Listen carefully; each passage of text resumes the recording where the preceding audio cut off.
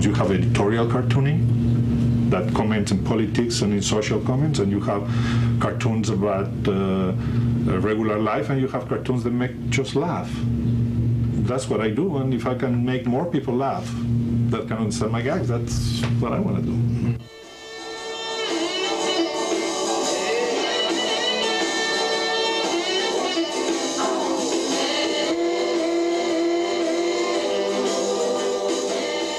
I started writing comics more than drawing them.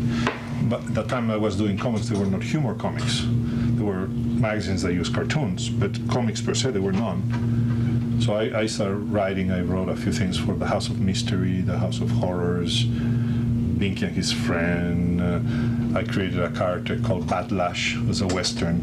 And then we started doing a comic book called Plop. That's where I started drawing the comics, and I realized then that I really wanted to draw my own comic book. And then I came with the idea of Gru, and started it, and then I've been doing it for over 90 issues now. My family emigrated to Mexico during the Spanish Civil War. I'm a Mexican, my papers are Mexican, and I was raised in Mexico. I think myself as Mexican. I left Mexico. I had been working as a cartoonist already for many years. And I had a portfolio full of cartoons and a lot of ambition, and I wanted more people to see you work. But a cartoonist, as a difference of an artist, is a man who does the writing and the drawing. I don't write my gags for Mad with words, a pantomime, just pantomime, which is harder. You have to eliminate all the words. Words are easy. When I'm thinking Gru, dialogue is necessary. So when I'm thinking gags, total piece and gag. When you think in groups, now I have to think words. I cannot write the words because I never studied English in school. So I'm illiterate almost in the way of writing it, because I write the way I talk. So I need always somebody, and in this case with Gru, I have an incredibly good friend and magnificent writer, Mark Evanier. He writes television and writes Garfield stories. Sergio is a brilliant humorist, but his skills are primarily visual. And my skills, whatever they're worth, are primarily verbal. So between us, we actually have a person. And Sergio is very funny. He doesn't speak English as well as he might like. He actually speaks about 11 languages and has been known to accidentally start talking French when he didn't realize what he was speaking. In fact, I've been mocking Sergio's English so much in the letter pages over the years, much more than it deserves, that a bookshop in Texas once flew him down there for a convention appearance, and they thought he couldn't speak English, so they hired a translator. And Sergio got off the plane, and they said, you know, this is your translator, Senor Aragones, and he didn't want to make them feel bad, so he just spoke Spanish the whole time he was there to, you know, not breaking anybody's heart. Mm-hmm.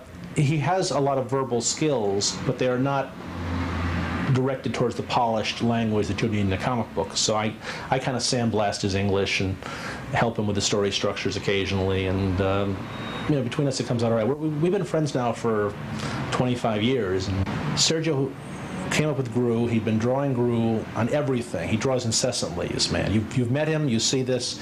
He was drawing Gru every place he went. It's just a character that came out, and like a great movie star demands to be seen, Gru demanded to be drawn. Gru, I have to do it every month. So every month I have to do 22 pages, no matter what. That means I have to do a page a day. I work 14 hours a day. I'm a very fast sketcher. So I can draw as fast as the speed. But when you see it drawing here, you don't draw as fast as when you do something else. See? Sergio's speed enables us to do comics that have 153 people in each panel. Sergio happens to be the master of crowd scenes. I mean, his whole life is like a big Where's Waldo cartoon.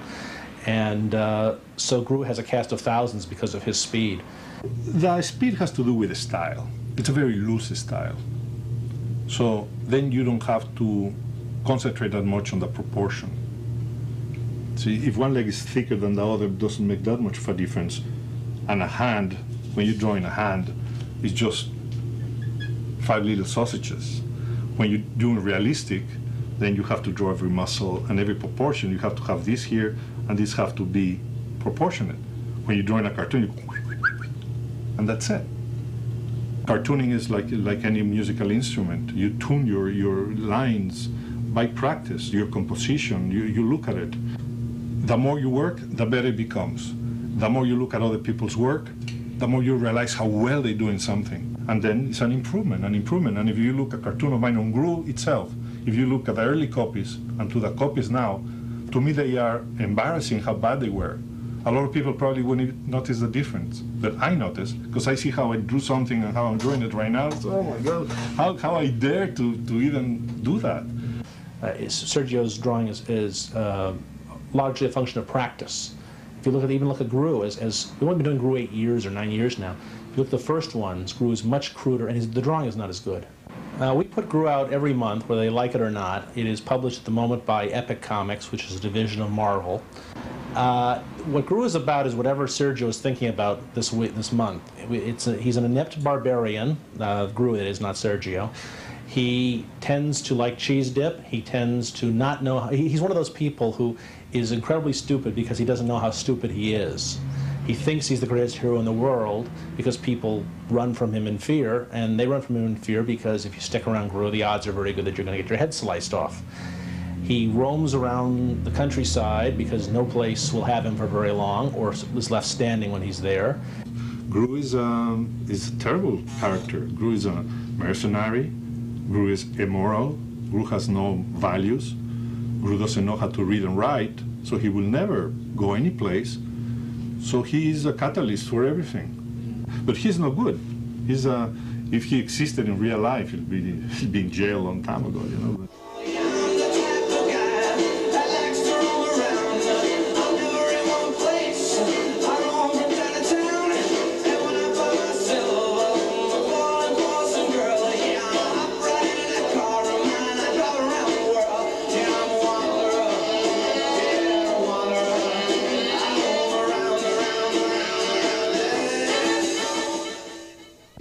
I have to do something that's so comfortable doing that I'm enjoying it. When I come to my studio, I'm not like everybody who goes to work. I'm going to my studio. I come here. I'm having a great time. I'm sitting here and I couldn't trade every second that I'm doing here for nothing else. If you ask me, what do you want to do? Play tennis or draw? Draw. Anything. This is my favorite thing in the whole world. More than anything else. What do you want to do? I want to draw.